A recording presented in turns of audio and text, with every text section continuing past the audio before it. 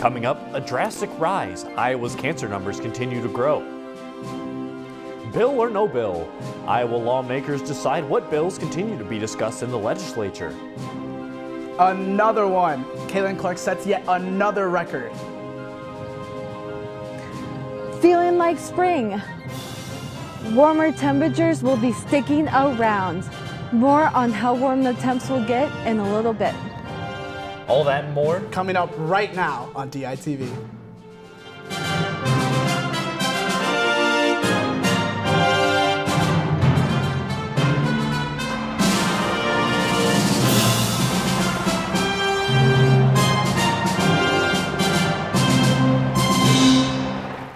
Good morning from Iowa City. It is Monday, February 18th. I'm Jordan Tovar. And I'm David Consuelos. You know, David, I was walking into the studio this morning. I was feeling pretty good. I didn't even need a coat. It's been 40 degrees the whole last week, and I'm all for it, Jordan. Just love it. And with more on that, we have Claire Green outside to tell us today's weather story. Yeah, guys, these seemingly spring-like temperatures will stick around for the next few days. I am live outside the industrial building down by the river where it is currently 41 degrees, which is a pretty warm morning compared to this year so far. And later today and tomorrow, temps will reach new highs for this year as well, with it almost hitting 60 degrees for a high today and tomorrow. The nights will bring back some coolness with lows in the 40s and more clouds. So despite not spring starting for about another month on March 19th, we are definitely feeling those spring-like temperatures here in Iowa City. I'll have more on the 5-day forecast later. Until then, back to you in the studio. Cancer in Iowa, the annual report outlining cancer throughout the state, was released recently by the Iowa Cancer Registry. DITV's Johnny Voltman has more on what the registry found in their research. With Iowa having the second highest and fastest growing rate of new cancers in the country, research was able to pinpoint a factor that is leading to this rapid rise. 40% of the general public even knew that alcohol could contribute or cause cancer. So we hope to really build awareness around that. 22% of Iowans binge drink, which exceeds the national average of 17%, with Johnson County residents at 21%. While alcohol is not the sole contributor to cancer, it can be a major factor in a variety of different cancers. And what happens, alcohol can elevate estrogen levels, and that can promote the proliferation of mammary epithelial cells and can promote breast cancer. Iowa has the fourth highest alcohol-related cancers in the U.S., the highest throughout the Midwest. The report estimates Johnson County will have 725 new cancers this year, which is about the state average and a rise from last year. However, an estimated 160 deaths, which is lower than last year and below state average. Alcohol can cause cancer, and if you're thinking about making the move to drink less, reducing your cancer risk is a great motivation to do so. The report hopes can open Iowans' eyes to the risks of cancers and way to prevent it. From the College of Public Health, Johnny Voltman, DITV.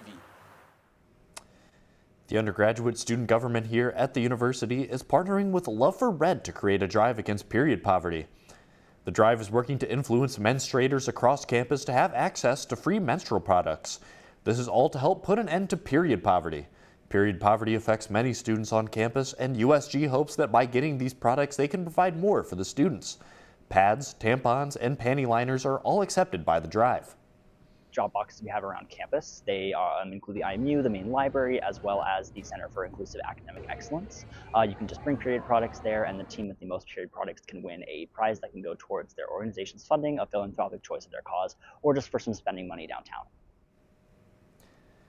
The drive started January 29th and will run through March 1st, so be on the lookout for the drop-off location nearest you.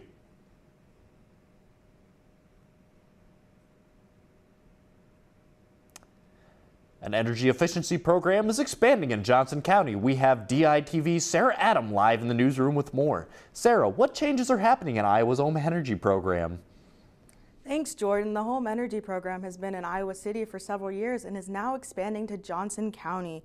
The program checks how much energy a home produces, and they use the 3 C's method when checking homes. Now, what exactly are these 3 C's that they use?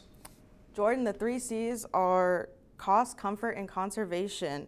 They hope to expand across Johnson County to save money for the environment, and they are targeted to help rural Iowans have access to these checks. And then back to you in the studio, Jordan.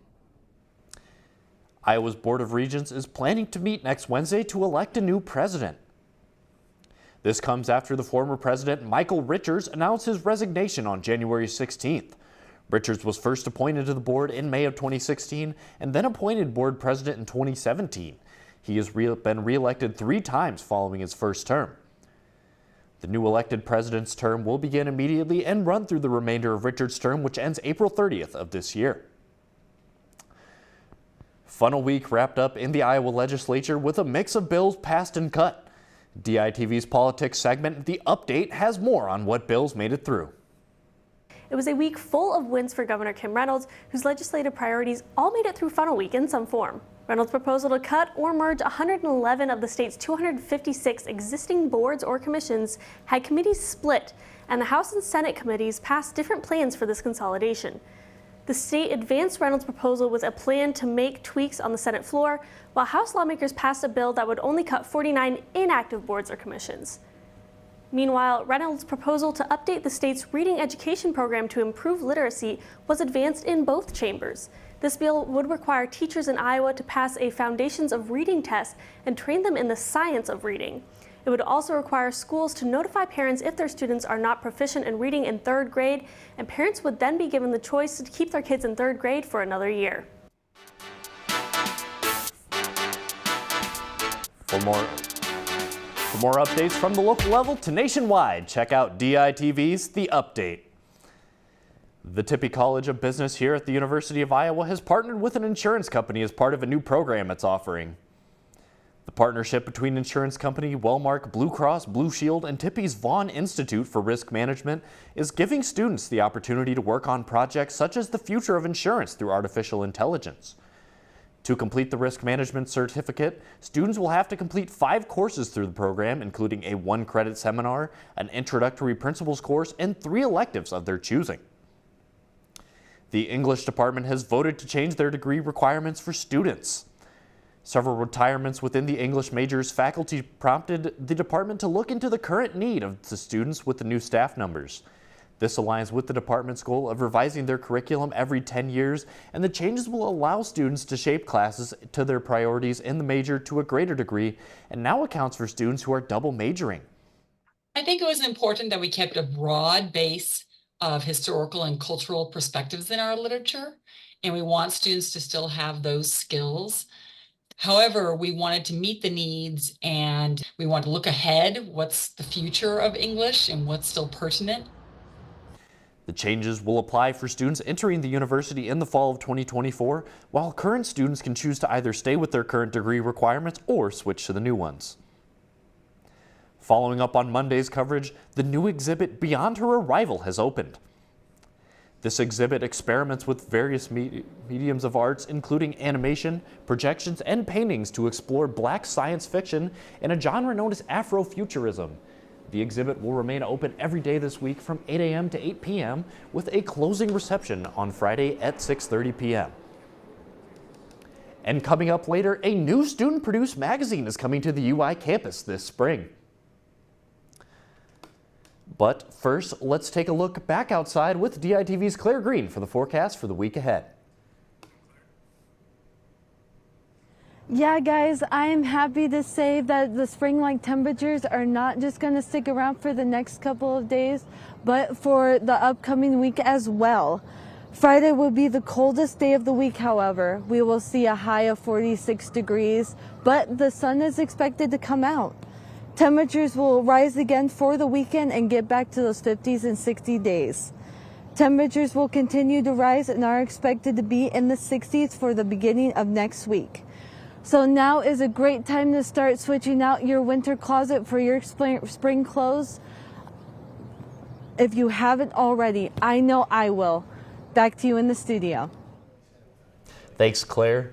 And you know, David, I've been hearing a lot about Hawkeye athletics this week, including more stuff on Caitlin Clark. You know, Jordan, the girls haven't played since last Thursday, but Caitlin Clark is still breaking records, this time in merchandise. We have DITV's Avery Arns is live out inside Cover Hawkeye Arena with more.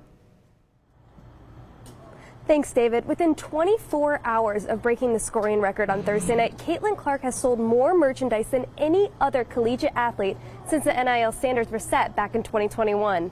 According to Fanatics, Nike apparel that reads "You break it, you own it," as well as her trading cards have been her biggest selling items. Her merchandise sales surpassed Colorado quarterback Shedeur Sanders, who has been the highest since the fall of 2023. Clark's apparel might be on full display during the Big Ten tournament, which is 2,000 tickets away from being completely sold out. If the Minneapolis tournament does indeed sell out, it'll be the first time in women's Big Ten women's basketball history to do so. Back to you in the studio. Thanks, Avery. And speaking of Caitlin Clark, the Iowa women's basketball team is back in action as they head to Indiana to take on the Hoosiers. The Hawkeyes are fresh off their historic win against the Wolverines when Caitlin Clark shattered the all-time scoring record. You want these kind of distractions for your team. But at the same time, it's time now for us to really focus on making our team better and getting ready for Indiana next week and the Big Ten tournament and the NCAA tournament. The Hawkeyes would make quick work of Michigan, dismantling them 106-89. However, Clark and the Hawkeyes are going to need to be on top of their game if they want to roll past Indiana. Although coming off a loss to Illinois, the Hoosiers are currently 13-0 at home. The last time these two teams faced off, the Hawkeyes dominating, taking apart Indiana 84-57. The Hawks will look to break Indiana's unbeaten home streak and take the regular season sweep. The game will tip off at 7 p.m. tomorrow night in Bloomington. And talking about teams with stellar performances, the Iowa baseball team hosted Loras College for the earliest home opener in program history. The bats were on full display for Iowa as they put up 10 runs in just the first 2 innings. This was shown by a home run from Raider Tello and a 3-for-3 day from Sam Peterson, including a double. Kyle Huckstorf has also had a grand slam later in the game with his only official at-bat of the day. This offensive firepower launched Iowa to 20 runs overall. Hawkeyes pitcher Elliot Cadu-Lanu got the start on the mound and secured the win on 2 innings of work, earning 1 strikeout and allowing only 1 hit. The rest of the pitching staff would combine to give up 6 runs and 9 hits, giving Iowa a nice 14-run win to start off home play. And the Iowa men's basketball team continued to add to their win streak as they dominated against Michigan State last night, beating the Spartans 78-71. With Peyton Sandford, Ben Krikke, and Patrick McCaffrey all scoring in double figures, the Hawkeyes achieved their 3rd win in a row, significantly boosting their chances of playing in the upcoming NCAA tournament. Although Big Ten Freshman of the Week Owen Freeman had limited playing time with foul troubles, the Hawkeyes still managed to pull through with McCaffrey and Price Sandford coming hot off the bench. Looking to stay hot, the Hawkeyes will face the Fighting Illini this Saturday. And the softball team added a game to the schedule yesterday. They'll head to Wilkins Stadium at Wichita State for a single game 1 week from today on February 28th. The Shockers are currently 3-2 with notable wins against 20-ranked South Carolina. This game will come after a weekend in the UNF Jacksonville tournament. This edition will extend the season to a total of 49 games. And James Ferentz, son of Kirk Ferentz, announced on Monday that he is retiring from the NFL. This wraps up his 9-year career with 2 Super Bowl championships with the New England Patriots. On social media, he made sure to thank his dad, saying, quote, "We don't get to pick our parents, but I couldn't have been luckier," end quote. During his time in Iowa, Ferentz played in 38 games over his 3 years as a center, earning him 2nd team All Big Ten honors. Now that's pretty impressive. I mean, a 9-year NFL career, that's more than a lot of most people. 9 years, 2 Super Bowls. I mean, I'm sure he can thank Tom Brady when he's the one taking the snaps after center, but 2 Super Bowls is 2 Super Bowls. Certainly, David. So a new student magazine is getting started here on campus. Zealous is a fashion and trends-focused magazine started by 3rd-year Abby Wedemeyer. Wedemeyer started the magazine hoping to bring more creative opportunities for journalists and nonfiction writers here on campus. The first issue of Zealous magazine is expected to hit campus by the end of the spring semester. Thank you for joining us online or listening on KRUI 89.7 FM. We are here live from Iowa City every Monday, Wednesday, and Friday at 8:30 a.m. anytime at thedailyiowa.com. For Claire Green, David Consuelos, and I'm Jordan Tovar. See you again on Friday morning right here on DITV.